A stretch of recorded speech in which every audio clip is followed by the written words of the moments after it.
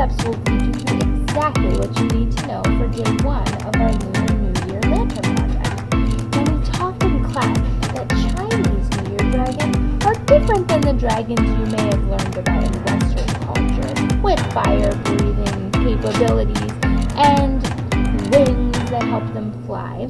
Chinese dragons can fly. They're a mythological creature. They're not real. They're fantasy.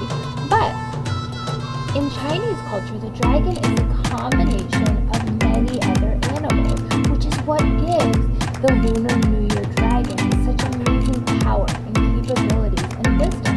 So as we draw today, we're going to be going down this list and giving our Lunar dragon each one of these qualities as we draw. So follow along with me in case you missed it. Alright, so you can choose whether your paper is horizontal or vertical, but once you've decided, I think I'm going to work horizontally today, you can turn your paper that way, and the first thing you're going to do is start by making a letter S. And almost every direction I show you today is going to be either a letter or number. If you haven't believed me, back in kindergarten I taught you that you can draw anything in the world by using just letters and numbers put together in a unique way. After that, you're going to give the first letter S a buddy. Now, if you want to keep it simple, you can just leave those 2 letter S's right there, but I think I'm going to do something a little bit more challenging, and I'm going to add this little overlapping part. You don't have to do that. You can stick with just the letter S, because the Lunar Chinese dragon has the body of a snake. Now, notice I left this part of the 2 S's open. For this part, we're going to put the dragon's head on there. And for that, the dragon's head in Chinese culture is inspired by a crocodile. So we're going to use my favorite letter in the whole world, letter M. See how this looks like a letter M, kind of pointed downwards? That. You can probably guess why Miss Mowery's favorite letter is an M.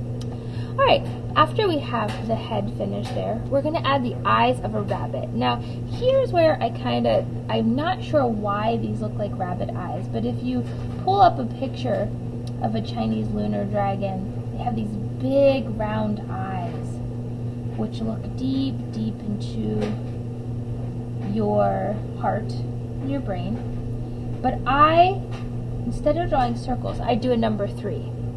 So backwards number 3, or you could think of it as 2 letter U's holding hands. Inside that number 3, I put a letter C and another letter C right here. And inside that letter C, I put a baby letter C. And I'm not sure if these eyes really look like any rabbit I've seen. But the legend says the lunar dragon gets its, oh sorry, my phone made a noise, gets its eyes from a rabbit. And one thing you'll notice about the Chinese dragon's eyes is it has these incredibly large and in charge eyebrows. Now, I've never met a rabbit with eyebrows, but one thing I do to really make this look like a Chinese dragon is to go zig, zag, zig, zag. And for whatever reason, those eyebrows are usually colored in pretty dark. So lots and lots of hair on those Chinese dragon eyes. Really calls your brain over there to pay attention. I like big eyebrows. I wish my eyebrows were bigger. Ooh, yeah. Oh, yeah, that looks nice. Okay. I also put a number 3 right here. Baby number 3 on the nose. So my dragon can breathe. Now, moving down the list, the dragon has 4 legs, and at the end of each one of those legs are talons, and we learned in our owl project a talon is the foot of a bird, and the talon comes from one of the animals on the Chinese zodiac called a rooster. And so I do 4 legs, number 11, 2 up in the front, and then I choose in the back number 11 here. You can choose where the other leg goes. Maybe I'll draw it this way, but no, I'm going to make my guy or my lady dragon wild. One of her legs is going to be up that way. And to make these look sharp like talons or claws, I go zig, zag, zig, zag, zig. Just at the end where that number 11 opens. Ooh, zig, zag, zig, zag, zig. And while you're drawing, you can always look up each one of these animals. We have the beauty of the internet while we're working at home. You can actually look at what a rooster's talon looks like. But again, I just use a number 11 with some zigzags on top. You can paint your dragon's toenails if they're nice and they let you. Now, in mythology, in Chinese mythology, the dragon has the ears of an ox. An ox is a kind of male cow. So I usually just do either a letter C or a letter U, and I put a baby letter C or a letter U inside there. But in addition to ears on the top, the dragon also has antlers. And the antlers come from the stag, which is a boy deer. So you can design the antlers. They really can be any shape. You might want to make yours pointy. Ooh, wow. Yeah, so I gave mine one smooth one, one pointy one. Both are okay. Moving down the list, the dragon needs the teeth of a tiger. So you can make your dragon's teeth as sharp as you see fit. And then one of the last things we're going to do, our last two steps are both inspired by a beautiful kind of fish often found in a lot of Asian ponds and in Asian artwork and culture, the koi fish. If you've ever been lucky enough to see a koi fish, their bodies are covered in scales. And so we learned back in our texture project, when we made our texture creatures, you can create the illusion of scales by doing letter U, letter U, letter U. You can come all the way down the dragon's body, like this. You can make itty bitty ones.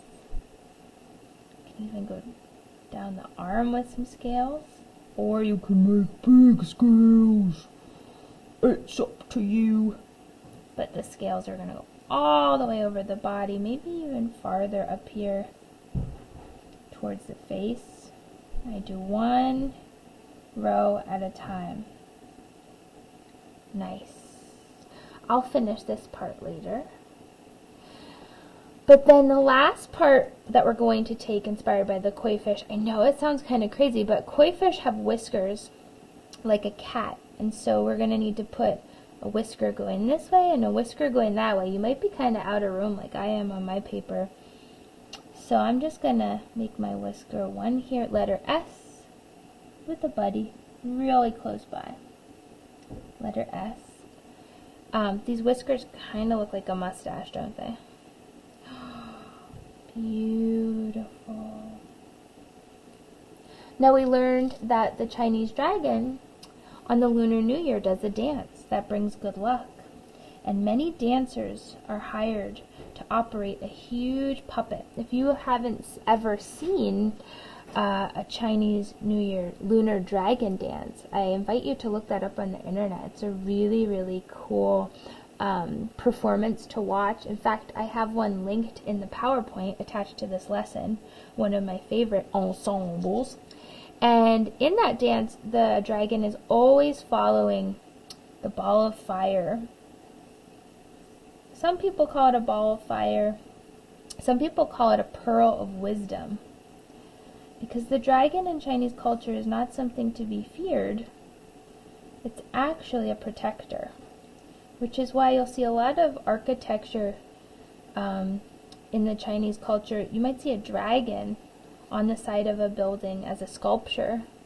Or maybe you would see it built up on a roof because the dragon is believed to protect anything it engages with, the people that honor it, or the buildings that it's placed upon.